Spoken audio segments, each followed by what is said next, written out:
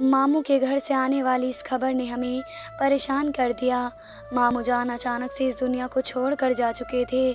گلی میں بہت زیادہ شور شرابہ تھا۔ لوگ بہت تیزی سے ماموں کے گھر کی طرف جا رہے تھے۔ ماموں کی عمر ابھی 50 سال تھی۔ ہم ان دنوں ماموں جان سے دور رہتے تھے۔ نہ جانے اس کی کیا وجہ تھی۔ میری امی مجھ سے کہتی تھی کہ بیٹا بے شک میرا بھائی ہے وہ، لیکن تم کبھی بھی ان کے گھر نہیں جانا۔ میں اسی وجہ سے شبانہ سے ملنا بھی چھوڑ چکی تھی، لیکن میں یہ نہیں جانتی تھی کہ شبانہ پر کیا گزر رہی ہوگی۔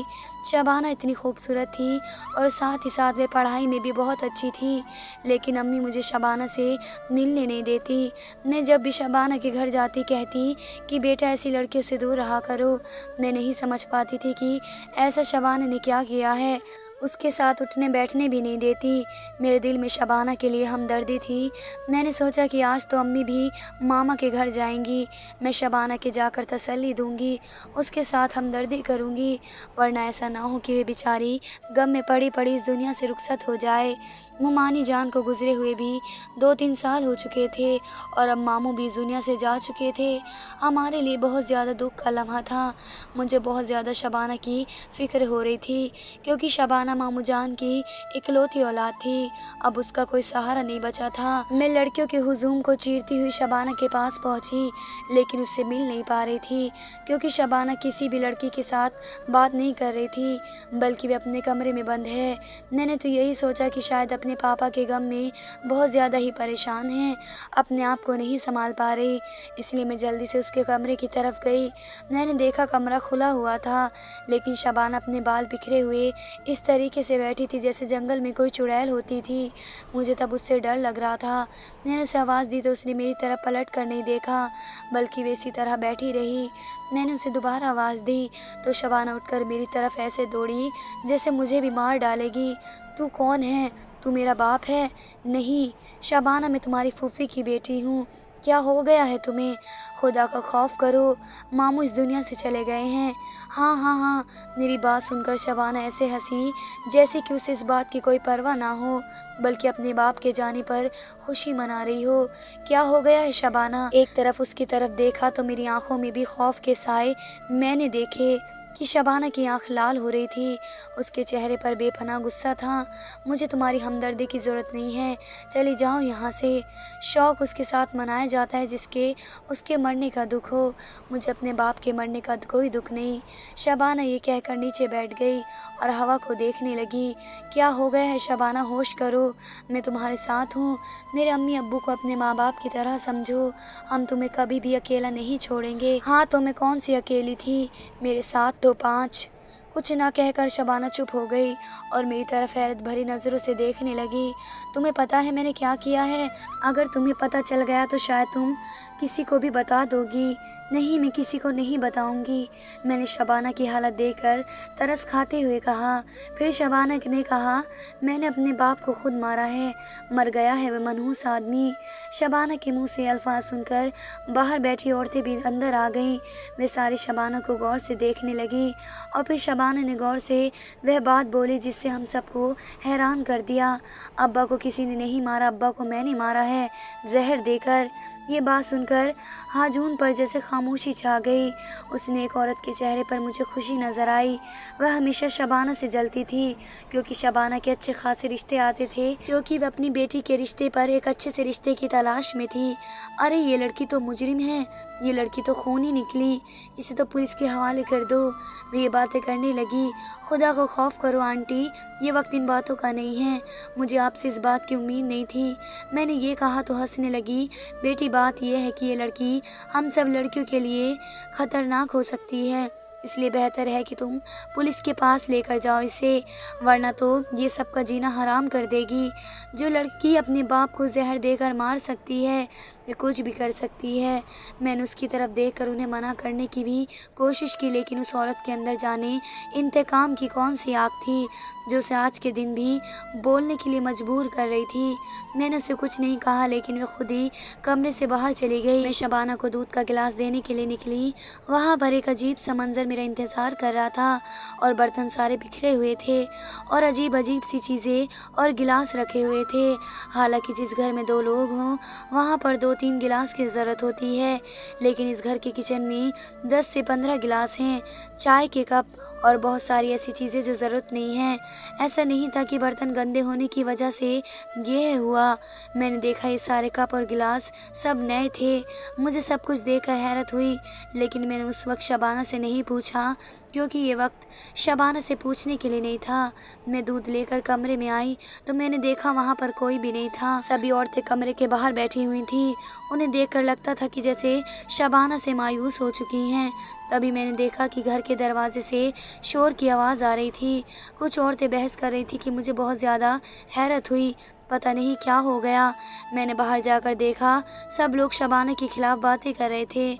मैंने दरवाजे की तरफ गई तो वहाँ पर पुलिस के साथ वही आंटी खड़ी थी।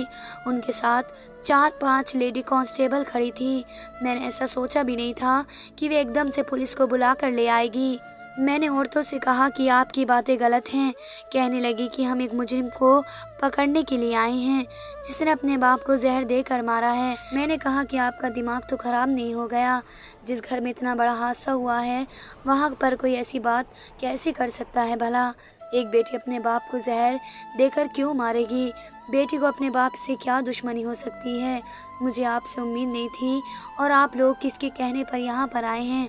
कम से कम आपके पास कोई FIR, कोई रिपोर्ट तो होनी चाहिए। एक मासूम सी लड़की पर इतना बड़ा इल्ज़ाम लगाते हुए आपको शर्म नहीं आ रही? ये लड़की, हमें शर्म और हया का भाषण मत दे। हम लोगों को पता है कि हमें क्या करना चाहिए। इसने कानून तोड़ा है और अपने बाप को जहर दिया है। आपके पास इस बात का क्या सबूत है? हम यहाँ पर इस बात का सबूत ही तो ढूंढने के लिए आए हैं। पहले इस लड़की को थाने ले जाएंगे, फिर वहाँ जाकर देखेंगे कि सबूत बताती है या नहीं। घर में सिर्फ 17-18 साल की लड़की है, बाकी लोग तो कफन दफन के इंतज़ाम में लगे हुए थे। वे औरतें घर के अंदर घुस आई, साथ में 2-3 पुलिस के जवान भी थे। वे सीधा शबाना के कमरे में घुस गए और अब उससे पूछताछ शुरू कर दी। लेडी खातून चिल्लाकर शबाना से पूछने लगी, लड़की, तूने अपने बाप को मारा है? हाँ, मैंने ही अपने बाप को मारा है। ये सच है कि मैंने उसे जहर दिया। क्या कर लोगे तुम? मेरा जैसा बाप अगर खुदा किसी को दे तो मैं उसे खुद अपने हाथों से जाकर मार दूंगी। मुझे आकर मत बताओ कि मैंने गलत किया है। शबाना को गुस्सा तो काबू से बाहर हो रहा था, लेकिन मुझे अब उस पर वाकई में गुस्सा और पागलपन का भूत सवार लग रहा था। शायद उसका दिमाग खराब हो गया है, इसी वजह से उल्टी सीधी बातें कर रही है।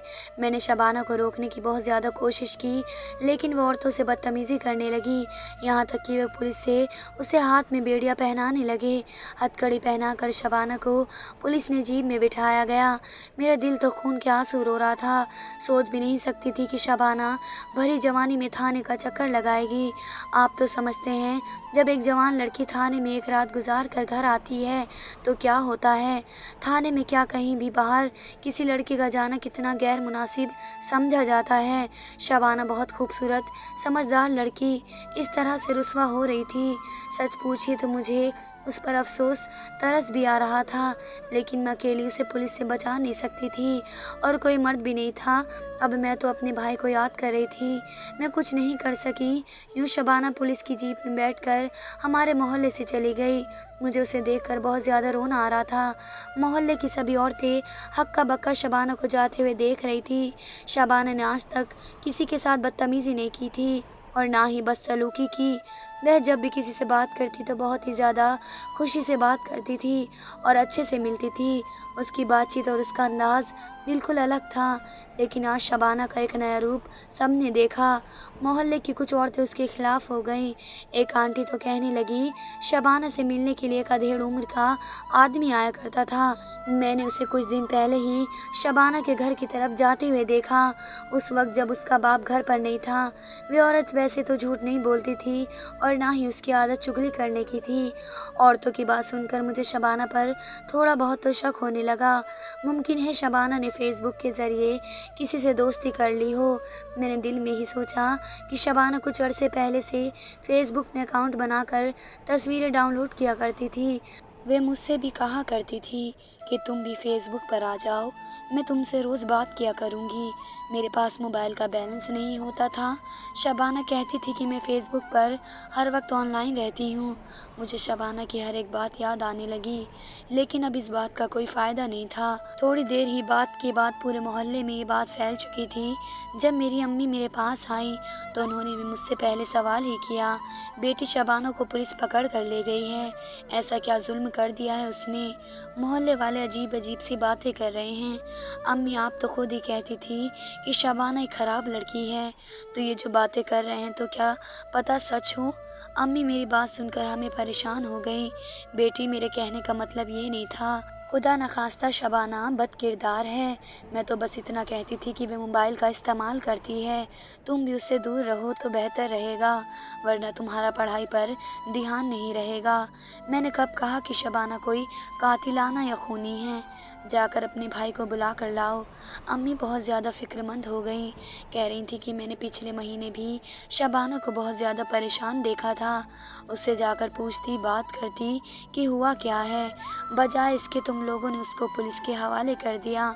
امی کو کیسے بتا دیں کہ شبانہ کو پولیس کے حوالے میں نے نہیں کیا، بلکہ یہ سب کچھ آنٹی کی کارستانی ہے، کسی کو بتانے کا کوئی فائدہ نہیں تھا۔ میں نے جا کر اپنے بھائی کو ساری باتیں بتا دی۔ میرا بھائی کافی زیادہ مصروف رہتا تھا، لیکن آج کے دن وہ بھی شبانہ کے بارے میں سوچ رہا تھا اور باتیں بھی کر رہا تھا۔ کہنے لگا کہ ہم نے فوراً تھانے چلنا ہوگا، شبانہ کی ضمانت کرانی ہوگی، بلکہ پولیس اسٹیشن میں صفائی بھی دینی ہوگی۔ شبانہ اپنے ابا کے جانے کے بعد سے ایسی ہو گئی ہے، ظاہر ہے اس کی ماں بھی نہیں ہے، ابا کے جانے کے غم میں اسے صدمے میں ڈال دیا ہے کہ وہ اپنے ہی باپ کے بارے میں بری بری باتیں کرنے لگی ہے۔ مجھے نہیں لگتا اس نے کوئی زہر وغیرہ دیا ہے۔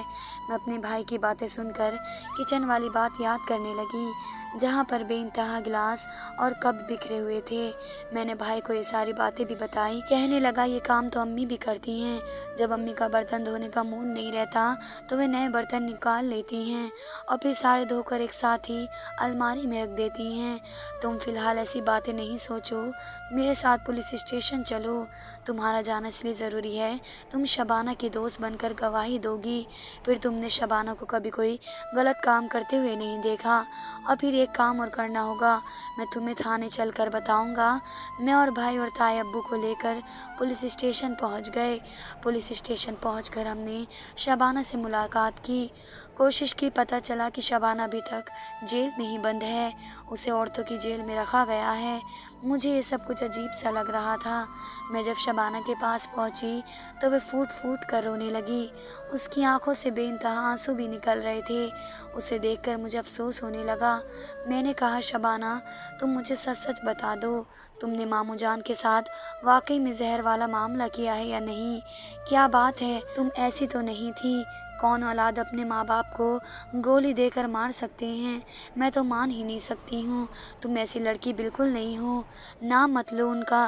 شبانہ پھر چلانے لگی، پھر اس نے اپنے بالوں کو پکڑ لیا اور پھر وہ یوں ہی گھومنے لگی جیسے کہ کسی مزار پر کوئی پاگل بیٹھا رہتا ہے۔ شبانہ ہوش میں آؤ، میں یہ باتیں کر رہی تھی تبھی میرا بھائی بھی آ گیا۔ بھائی کے ساتھ ایک سفید کوٹ والا ڈاکٹر تھا۔ ڈاکٹر صاحب آپ مجھے بتا دو کہ آپ کو یہ مریض نارمل لگ رہی ہے یا نہیں؟ نہیں نارمل نہیں لگ رہی، بالکل دماغی طور پر بیمار ہے، انہیں بہت زیادہ علاج کی ضرورت ہے، اگر ان کا علاج نہیں کیا گیا تو بہت زیادہ نقصان ہو سکتا ہے۔ انہوں نے پولیس والوں کو بہت زیادہ ڈرانے کی کوشش کی، پولیس والے اسے چھوڑ دیں، اور پولیس والوں کے سامنے یہی بات رکھی گئی کہ شبانہ نے کوئی ظلم نہیں کیا، اس کے باپ کی موت نے اسے اس طریقے سے کرنے کے لیے مجبور کر دیا، الٹی سیدھی باتیں کر رہی ہے۔ پولیس والوں نے کہا شبانہ کوئی چھوٹی بچی نہیں ہے، اس سے پہلے تو ہم نے کبھی نہیں سنا کہ کوئی لڑکی اپنے باپ کی موت پر پاگل ہو گئی ہو۔ بھائی میری یہ بات سمجھ گیا تھا، کیونکہ دراصل پولیس والے کچھ رشوت لینا چاہتے تھے تاکہ وہ شبانہ کو رہا کر دیں۔ انہوں نے تو کوئی بھی FIR بھی نہیں کاٹی، یہ لوگ بس شبانہ کو گھر سے اٹھا کر لے گئے تھے اور اسے ایک جگہ بند کر دیا، جو کہ بہت عجیب سی بات تھی۔ میرے بھائی نے پولیس والوں کو وہیں पर रिश्वत दे दी, क्योंकि इन लोगों ने पुलिस FIR नहीं काटी थी। FIR काट लेते तो काफ़ी मुश्किल हो जाती। हम शबाना को घर लेकर आ गए। मुझे मेरे भाई ने यही कहा कि शबाना को अस्पताल ले जाने की ज़रूरत है। भाई अपने दोस्त के साथ शबाना को लेकर हॉस्पिटल चले गए, जबकि मैं घर पर आ गई। भाई मुझे अम्मा के पास और शबाना को अस्पताल ले गए। सब कुछ शबाना की फ़िक्र हो रही थी, क्योंकि अब शबाना माँ बाप से महरूम हो गई थी। माँ बाप का साया शबाना से उठ गया था। ज़िंदगी में बस माँ बाप ही होते हैं जो इंसान का ख्याल रखते हैं। अब शबाना इस दुनिया में अकेली थी। मैं और अम्मी शाम के वक्त थोड़े से फल लेकर अस्पताल की तरफ निकलती हैं। जैसे हम अस्पताल पहुँचे तो शबाना के सर पर पट्टी बंधी हुई थी, जिसे देखकर हम हैरान हो गए, क्योंकि थाने में उसने अपने आप को काफ़ी ज़्यादा ज़ख्मी भी कर रखा था। अब शबाना काफ़ी सुकून में लग रही थी। क्या हुआ है शबाना तुम्हें? तुमने अपने अब्बा के बारे में इतनी बातें बोली, मुझे सब कुछ बता दो खुदा के लिए, और ज़्यादा परेशान मत करो। हम तुम्हारी फ़िक्र कर रहे हैं। हमें बताओ तो सही कि ऐसा क्या हुआ है कि तुमने अब्बा के बारे में ऐसी बातें सबके सामने बोली। डॉक्टर ने हमें किसी चीज़ की पाबंदी नहीं लगाई। हम शबाना से बातचीत कर सकते थे। फिर जो बातें उसने हमें बताई सुनकर हम पर पहाड़ टूट पड़े थे। शबाना ने अपनी कहानी सुनाई। आपको पता नहीं है, आप लोग तो हमारा पता ही नहीं करते हैं कि हम जिंदा हैं या मर गए थे। अब्बा ने अम्मा के जाने के बाद अपनी बहुत सारी आदतें बदल ली। वह आदत है जो मुझे बहुत ज़्यादा बुरी लगती थी, लेकिन मैं अब्बा का ख्याल रखती थी। चलो अम्मा नहीं है तो अब्बा, उनके अलावा मेरा कोई और नहीं है। अब्बा को वक्त पर खाना बना कर देती। उनकी 6 महीने पहले नौकरी भी छूट गई। अब अब्बा के पास घर में खर्चा करने के लिए कुछ भी नहीं था। एक दिन कहने लगे, मुझे अपनी माँ का जेवर दो, मैं बेचकर उससे जुआ खेलूँगा, बड़ा पैसा आता है। मैं हैरान हो गई अब्बा की बातें सुनकर। अब्बा ने तो हद कर दी थी। अम्मा का दिया हुआ सारा जेवर मुझसे लेकर सुनार को बेच दिया, और जो पैसा मिले कहने लगे कि मैंने 2 गुना कर दूंगा, फिर उसका एक साथ घर में लगा दूंगा और दूसरों से कारोबार कर दूंगा। मुझे तो समझ नहीं आ रहा था अब्बा को ये बेवकूफ़ वाली बातें किसने बताई। और फिर क्या हुआ? जुआ तो कभी इंसान जीतता ही नहीं है, हार ही जाता है। अब्बा ने वे सारे पैसे हार दिए। जब अब्बा घर पर आए तो इस कदर गुस्से में थे कि मैं बता नहीं सकती।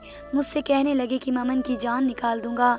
अब्बा सो गए, और फिर जब गुस्सा उतरा तो सारी बातें भूल चुके थे। उन्हें पहले वाला जुआ याद नहीं था। कहने लगे, मैं घर से AC बेच लेता हूँ, इस बार नहीं हारूंगा। तुम देख लेना, जो मुझे नुकसान हुआ मैं वह ज़रूर पूरा करूँगा। अब्बा घर से चले गए, लेकिन जब आए तो अकेले नहीं थे, उनके साथ 2-3 लोग और भी थे। मैंने देखा कि अब्बा नशे में धुत थे। फिर वे आदमी कहने लगे कि हमें घर से कुछ चीज़ें उठानी हैं, तुम्हारा बाप सब कुछ हार चुका है, यहाँ तक कि वे तुम्हें भी जुए में हार चुका है। आज से तुम हमारी हो चुकी हो। इतना कहते ही वे मेरे ऊपर जानवरों की तरह चिपट पड़े और मैं चिल्लाती रह गई। मेरे पूरे घर में आवाज़ मारती हुई, लेकिन किसी ने मेरी आवाज़ नहीं सुनी। अब्बा तो नशे में धुत पड़े हुए थे और वे मेरी इज्जत लूट कर वहाँ से जा चुके थे। अब मैंने फैसला कर लिया कि मैं अपने बाप को ज़िंदा नहीं छोड़ूंगी। मैंने अपने बाप को मारा है। मुझे दुख है कि मैंने अपने बाप को मारा, जिसने मुझे ज़िंदगी दी थी। मैंने उसकी जान ली है, लेकिन मैं क्या करती, मैं हालात से मजबूर हो चुकी थी। उस दिन मैंने अपना सब कुछ खो दिया और अब मुझे भी नहीं जीना। ये कहते शबाना अपनी जान लेने के लिए पागल सी हो गई। हम दोनों शबाना को संभाला और कहा कि जो भी हुआ भूल जाओ, लेकिन शबाना तुम्हारी बात समझ में नहीं आई। उसकी धीरे धीरे कंडीशन और तबीयत ख़राब होने लगी और वे दिमागी तौर पर बीमार हो चुकी थी। आज भी उसकी बहुत ज़्यादा दवाइयाँ चल रही हैं, लेकिन उसकी हालत में कोई सुधार नहीं है। वह हमेशा बस यही कहती है कि मैंने अपने बाप की जान ली है। धन्यवाद दोस्तों।